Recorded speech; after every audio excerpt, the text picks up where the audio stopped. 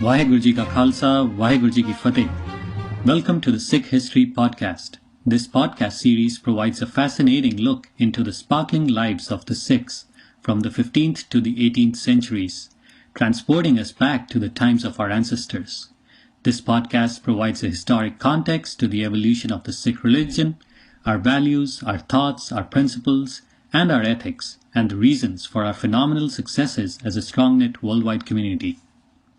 To understand the Sikh religion and way of life, the Sikh values and Sikhi better, I cannot but stress how important it is for us to be aware of our history, to know about the times our ancestors lived in.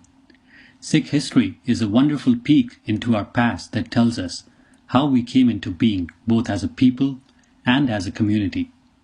It is a huge repository of information about how Sikhs have evolved in the last 500 years, the path our ancestors took to preserve the teachings of the Gurus. History also has a message for us, for all of us living in the present. It is simply impossible to separate the Sikh identity from the Sikh history, and the more we know about our past, the better we can nurture our present selves. The second point about history is that it contributes to our moral understanding, in a sense that when we attempt to understand the moral dilemmas that people in the past faced, people who have weathered adversity in real difficult circumstances, we take away extremely valuable lessons in courage, in diligence, and about how to shape our moral thinking. Every day, around the world, in every Gurdwara, we do the Ardas, in which we recount our history.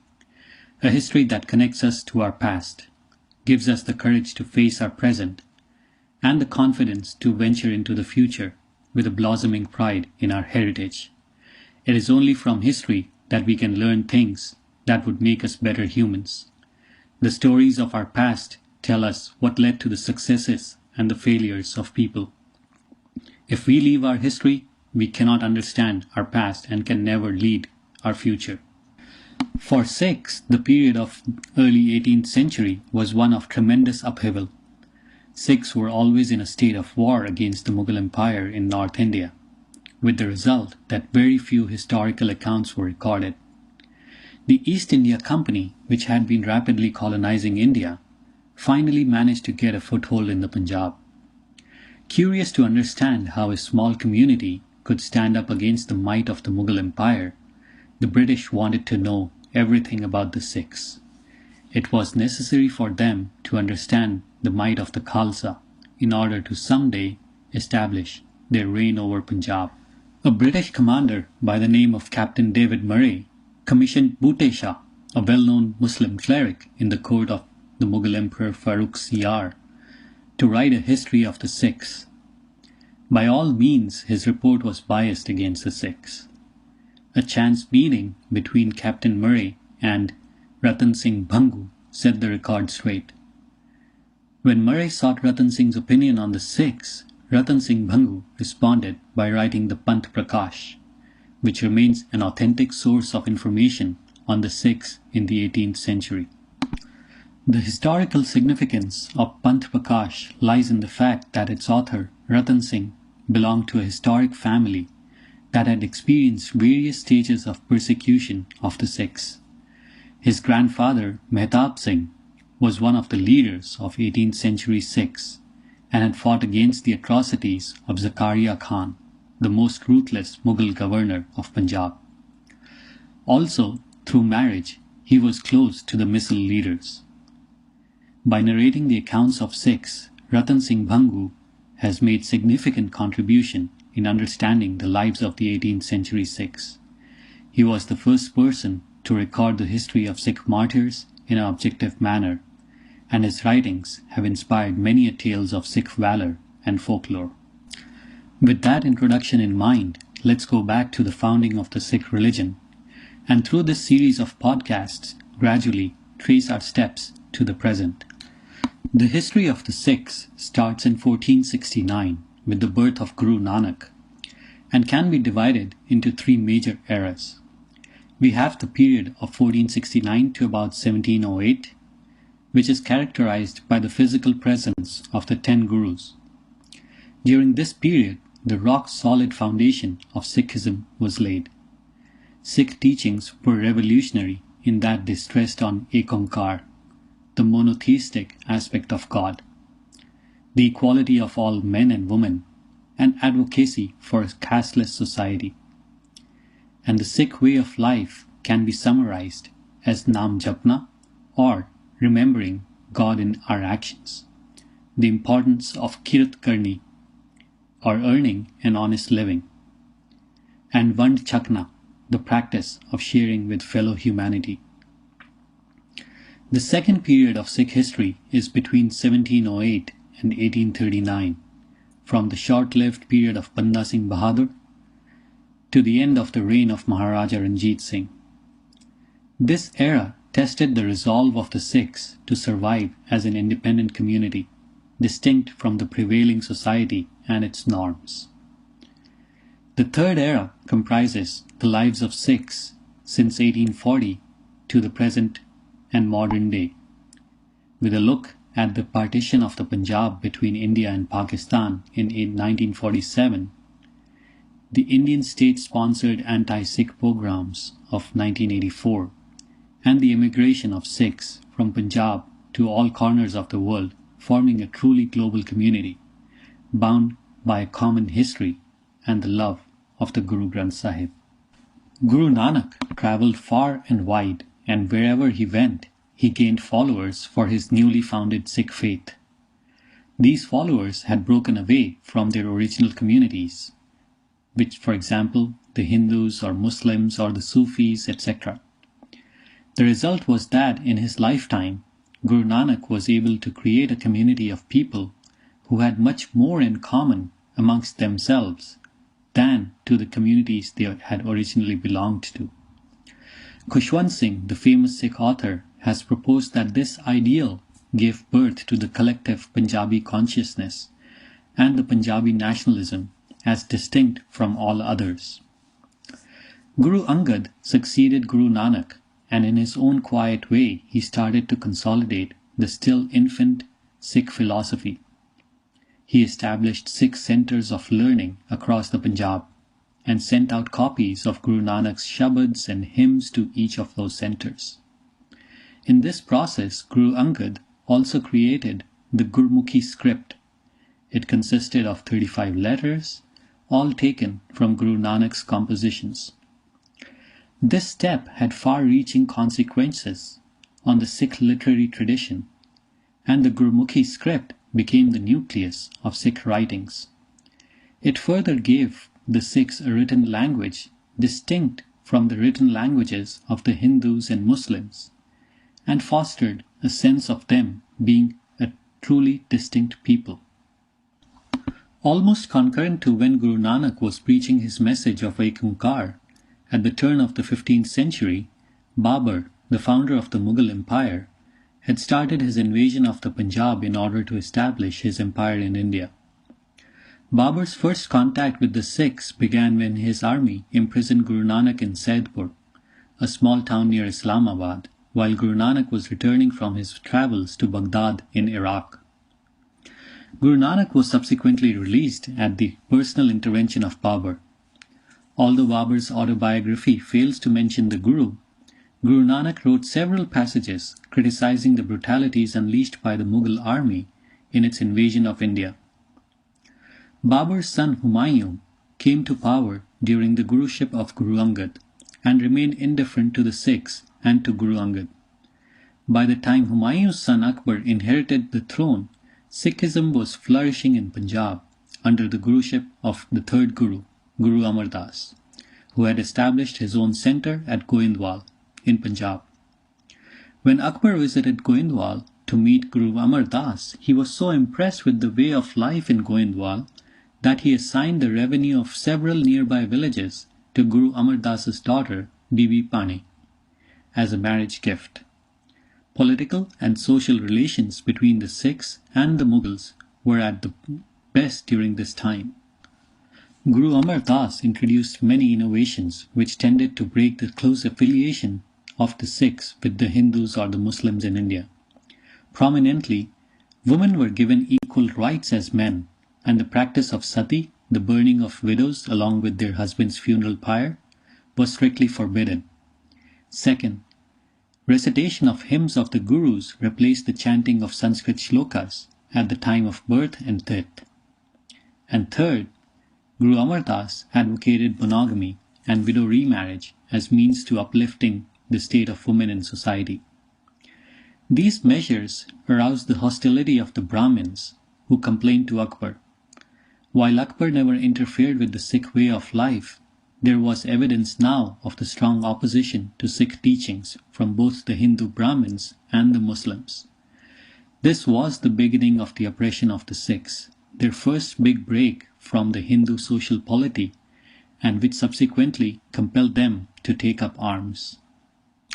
The fourth Guru, Guru Ram Das, led a relatively peaceful life and composed hymns while consolidating the Sikh ethos in the midst of his followers. His son, Guru Arjan Dev, succeeded him as the fifth Guru and in 1588 built the Harmandir Sahib at Amritsar. It has since become the most important place in Sikh history. By 1604, he had combined the teachings of all the Gurus into the Guru Granth Sahib and anointed Baba Buddha as the first Granthi. In 1606, Akbar passed away and Jahangir succeeded him. Jahangir was opposed to the growing influence of the Sikhs, and the political climate suddenly changed against the Sikhs. Jahangir demanded that Guru Arjan Dev convert to Islam. Guru Arjan upheld his right to practice his religion in peace, and when he did not agree to Jahangir's wishes, he was tortured to death in Lahore on May 30, 1606. The brutal murder of Guru Arjan was a shock to the Sikhs, and when Guru Har Gobind took over as the sixth Guru, he had two swords girded around his waist, one to symbolize spiritual power and the other one symbolized temporal. At Gwalior, he cultivated an army of over 800 horses, 300 troopers on horsebacks, and 60 men with firearms who were always available under his disposal. His real troubles, however, began after Jahangir's death in 1627 and when Shah Jahan became the emperor. There were now frequent clashes between the Sikhs and the emperor's forces, and the peaceful atmosphere gave way to war cries on all sides. Guru Har Gobind was succeeded by Guru Har Rai, Guru Har Krishan, and Guru Tegh Bahadur in quick succession. In the meantime, Aurangzeb had become the new Mughal emperor. Although quite learned in the Muslim tradition, Aurangzeb persecuted the Sikhs and was intolerant of other religions. He demolished temples and imposed taxes on Hindus for visiting their holy pilgrimage sites. Guru Tegh Bahadur stood up against Aurangzeb's design of forcibly converting Hindus to Islam and paid dearly with his life. Aurangzeb had him executed on November 11, 1675 in Delhi. This was the final straw in the relationship between the Sikhs and the Mughals, and there was open hostility between the two thereafter. Guru Gobind Singh, who succeeded Guru Tegh Bahadur, organized the Sikhs as an army. In a letter to Aurangzeb titled the Safarnama, he wrote, "When all other means have failed, it is permissible to draw the sword." Guru Gobind fought many battles to uphold the rights to freedom, equality and justice, the three most important virtues in Sikh philosophy and thought. The first battle was fought and won in 1686 against the Rajput kings who had betrayed the Guru's army and sided with Aurangzeb. In 1687, he was again victorious against the uprising of the hill chiefs who were always looking to gain favor with the Mughals, notwithstanding the earlier sacrifices of the Sikh Gurus to protect these same chiefs and their subjects from Mughal atrocities. The period between 1687 to 1699 was rather peaceful, and during this time Guru Gobind gave the Sikhs the gift of the present-day Khalsa. A whole new religion and identity came into being during the Vaisakhi celebrations of 1699. An identity that was focused on the ideals of equality for all humanity, remembrance of God, earning an honest living, and giving away in charity, the same ideals first taught by Guru Nanak. It should be noted that Sikhs did not shy away from living up to those same ideals even when the Mughal rulers subjected them to personal atrocities. And the magnitude of these inhuman tortures is just impossible to imagine today. Within a few months, a whole new people were born.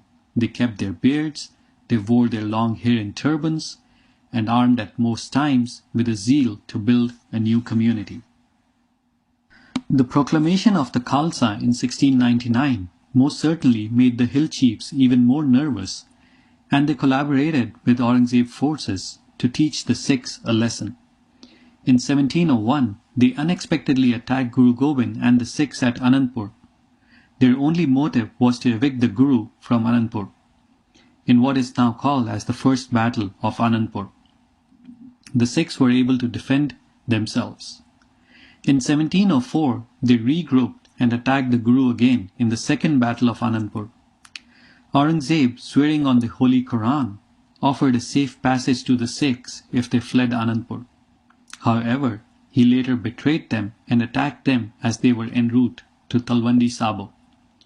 In the aftermath, a battle was fought at Chamkaur, where the Guru's two elder sons, Ajit Singh and Jujhar Singh, were killed. Also, the Mughal governor of Sirhind, Wazir Khan, apprehended the Guru's two younger sons, Zorawar Singh and Fateh Singh. When they refused to convert to Islam, they were executed. Despite losing everything, Guru Gobind sent a letter to Aurangzeb, the famous Zafarnama, or the Letter of Victory, where he chided the emperor for his moral weakness in breaking all of his promises and reprimanded him for his excesses in an unjust battle.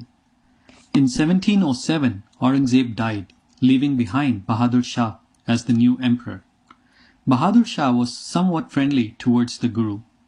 However, while travelling through central India in 1708, Guru Gobind Singh was fatally wounded by two Pathans. Realizing that his end was near, Guru Gobind assembled his followers and invested the Guruship to the Guru Granth Sahib, and urged all Sikhs to look upon the Granth as a symbol of all 10 Gurus and as a constant guide in life.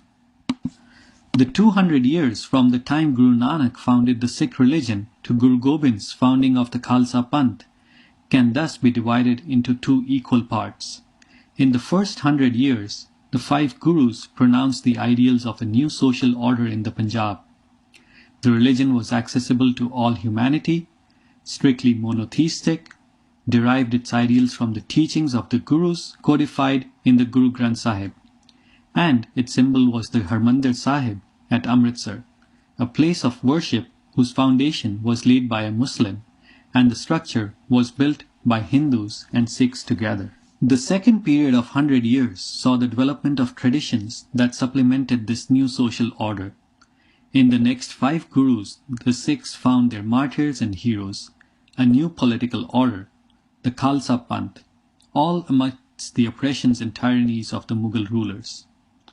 Above all, in everything that Guru Gobind wrote or spoke, there was a note of buoyant hope, the concept of Chardi Kala, a constant conviction that even if life was lost, the mission of Sikhi was bound to succeed, thereby creating a free, just, and equal society.